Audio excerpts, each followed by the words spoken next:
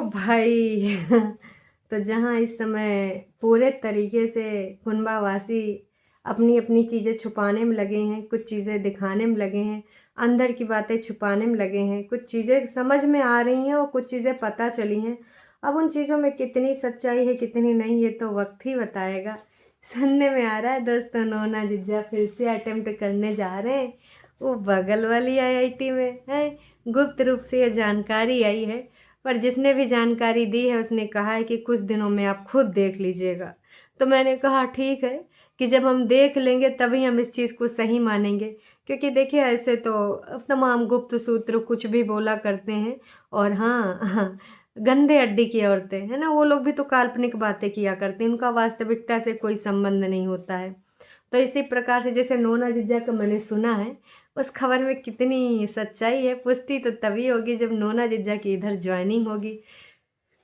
Sorry, सुनने में और भी बहुत सारी चीज़ें आई हैं कि इनके प्लान बहुत जल्दी इधर शिफ्ट होने के हैं, मतलब पूरे तरीके से। आए हाय जिज्जी, मतलब भैया अब हिमाचल में घर बन जाएगा है।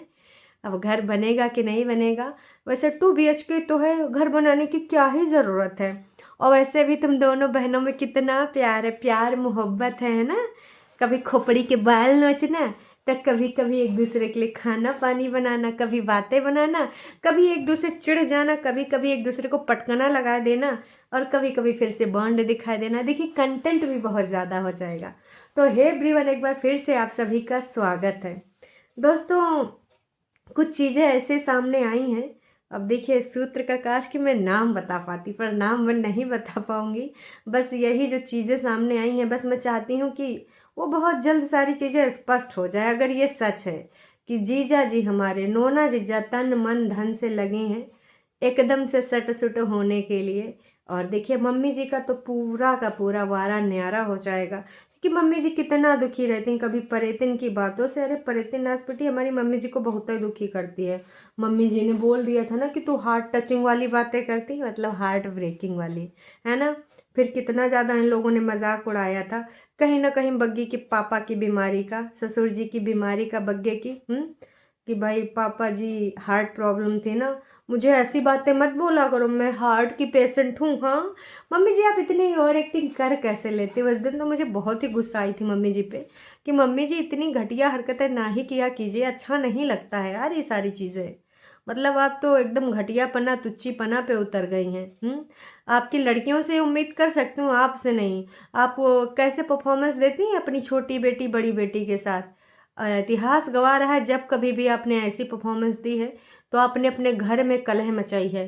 तो क्या अब एक बार फिर से आप अपने घर में कलह मचाना चाहती हैं, अपने बेटे की जिंदगानी की कहानी में ट्विस्ट लाना चाहती हैं? क्योंकि मुझे लगता है दोस्तों, इन लोगों को ना ऐसी वाली ज़िंदगी पसंद नहीं आती जब तक उसमें ट्विस्ट ना होए, जब तक उसमें कुछ ऐसे मिर्च मसाला वाला चीज़ ना हुए। मुझे ऐसा लगता है। बाकी आप सबको क्या लगता है क्या नहीं लगता है बताइएगा। मम्मी जी को नॉर्मल चीज़ पसंद नहीं आती है कि घर में प्यार मोहब्बत बना रहे ना। मम्मी जी को तब मज़ा आता है जब घर ही में एक दूसरे से लड़ाई हो, एक दूसरे की खोपड़ी फड़ौवल हो, या तो इंटरनेट वाली की लड़ाई हो। अब बताइए ये सब हार्ट पेशेंट वाली बात का क्यों, इस पे अलग से कंटेंट क्रिएट करने का क्या ही मतलब था। तो इसीलिए मैं कहती हूँ कि यार जितना तुम लोग छोटी को भोली समझते हो, वो भक्तों भक्तों के लिए बात है। बाकी लोग तो छोटी की सच्चाई जानते हैं, वो भक्त लोग हैं ना, वो छोटी को भोली भाली समझते हैं। अब छोटी कितनी भोली है वो तो आपको भी पता है। इतनी भोली है, इतनी भोली है कि पूरी दुनिया जहान में उतना भोला कोई नहीं है। इतना भोला किसी को नहीं होना चाहिए है भाई। सुबह मैंने एक वीडियो बनाई थी, जिसने नहीं देखा है, एक बंदे ने कितना सफ़र किया थक हार के अपनी बीवी के और उसके मतलब मायके वालों के कारनामे से, उनकी धाराओं से, उनके केस से इतना थक गया, इतना थक गया कि उसने हार मान ली। और ऐसा नहीं कि कोई ऐसे मतलब नॉर्मल इंसान था, पढ़ा लिखा एजुकेटेड बंदा था, अच्छी जॉब कर रहा था। सोचो थक गया, 40 बार आया गया है अपनी कोर्ट हियरिंग के लिए, लेकिन कहीं पर भी उसको न्याय नहीं मिल रहा था। अब तो हर जगह वो चल रहा है, न्यूज़ में खोल के देखो, न्यूज़ में दिखेगा हर जगह। तो कहीं ना कहीं ऐसी चीज़ें, भाई तुम दोनों हस्बैंड वाइफ एक दूसरे का मुंह नहीं देखना चाहते हो, तो मैं तो कह रही हूँ तुम लोग अपनी अपनी गल्ली निकल लो। तुम जिसके साथ खुश तुम उनके साथ चल दो, तुम जिसके साथ खुश तुम उनके साथ चल लो। उधर मम्मी जी का भी पूरा पूरा अधिकार बनता है कि वो भी अपनी ज़िंदगानी में थोड़ा आराम कर लें, थोड़ा कभी बना बनाया खाना खा लें। पूरी ज़िंदगी जीवन पर्यंत बनाए बना के बच्चे को, अपने लौंडे को खिलाती ही रहेंगी? नहीं ना जी। तो मम्मी जी को सबसे ज़्यादा मुझे देखिए मम्मी जी पे ही आता है वो। अंकुश पे इतना मुझे वो नहीं आता है क्योंकि अंकुश की पसंद थी। अब देखिए भाई कभी कभी रॉन्ग सिलेक्शन हो जाता है। अब रॉन्ग करें या राइट करें, पर आपने करा है तो आप उसका भर सकते हैं हर्जाना, लेकिन मम्मी जी का हर्जाना भरना सही नहीं लगता है दोस्तों। कई बार अंदर से बहुत बैड फील होता है कि काश इनने क्या बिगाड़ा था जो उनको ये सारी चीज़ें झेलनी पड़ी यार। उनको अपने बारे में क्या क्या नहीं सुनना पड़ा। गंदे अड्डे की औरतों ने दिन प्रतिदिन उनको उनको देख कर कितना उनकी सेहत पे नज़रें लगाया करती हैं। उनकी सेहत को, मतलब औरतें औरतें होती हैं यार।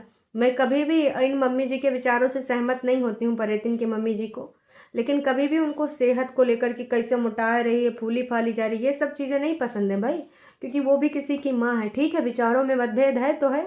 मम्मी जी की चीज़ें जो नहीं पसंद आती हम उस पर टीका टिप्पणी कर देते हैं, पर हम कभी नहीं चाहते कि वो स्वस्थ ना रहें। भैया इस एज में स्वस्थ रहना, अपने हाथ पर चलाते रहना, ये अच्छी चीज़ है।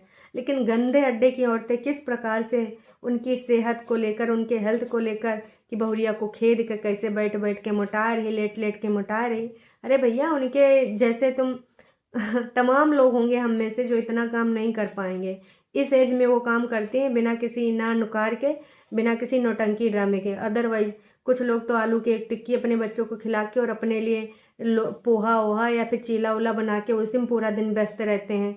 टाइम नहीं मिलता बाल धोने का, टाइम नहीं मिलता आईब्रो बनाने का, टाइम टाइम नहीं मिलता चप्पल पहनने का, जूते पहनने का। कितनी मलिच्छिन बनी रहती। कभी कभी तो भैया टी शर्ट पे टूथपेस्ट लगा के घुमा करती, मलिच्छिन नहीं कहे हैं। मन करता है कि भैया कह दें कि ठीक है, यूट्यूब को इतना फॉर ग्रांटेड ना लो कि अगर टूथपेस्ट टपक गवा तो टी शर्ट तो चेंज करके ब्लॉगिंग कर सकती हो, इतनी तो मलिच्छिन है। खैर ये तो वक्त ही बताएगा। मैं तो बस ये कहना चाहती हूँ दोस्तों कि मुझे ये देखना है कि भैया ये जो न्यूज़ आई है इसमें कितनी सच्चाई है। क्या वाकई में हमारे नोना जी इधर करेंगे शिफ्ट? आपको क्या लगता है, क्या नहीं लगता है? और फिर जाएंगे आईटी रोपण, या फिर कहीं और पे कुछ चल रही है सेटिंग? ये जो 1 महीना है, क्योंकि दीदी जब इधर आएगी इन छुट्टियों में तो बहुत सारी चीज़ें, हालांकि जो बोलेगी ना उसके अपोजिट ही होगा, ये भी मान लीजिए। पूरी चीज़ें वो कभी स्पष्ट नहीं बताती है। जो बताती है वो नहीं होता है, जो नहीं बताती वही होता है। आपके दिमाग में कुछ और डाला जाएगा, पर ऑफ कैमरा चीज़ें कुछ अलग चल रही होंगी। और हाँ, ये भी हो सकता है कि अब भाभी जी की आंखों में आए दिन मच्छर पड़ते रहें, क्योंकि मच्छर पटना से बहुत सारे आ रहे हैं, ढेर सारी। दीदी की बातों में वो मच्छर निकलते रहेंगे, मम्मी जी के एक्ट में वो मच्छर उड़ेंगे, और छुटकन्नी के बर्ताव से वो मच्छर नीचे भिन्न भिन्न करके आ जाएंगे। तो उन मच्छरों का इम्पैक्ट हमें भाभी जी की आंखों में देखने को मिल सकता है ना? तो ये तो वक्त ही बताएगा दोस्तों कि क्या होता है क्या नहीं होता है। एक चीज़ पे और मुझे बात करनी है भैया, अपने ठकराल साहब आखिरकार नकाब हटाएं दहीन बीबी के चेहरे से। लो निकल आई वही वैशाली हैं। कह रहे थे ये वैशाली नहीं, अरे ना निब्बी निब्बी कुछ और रख देने से। कितनी प्यारी है, कितनी दुलारी है।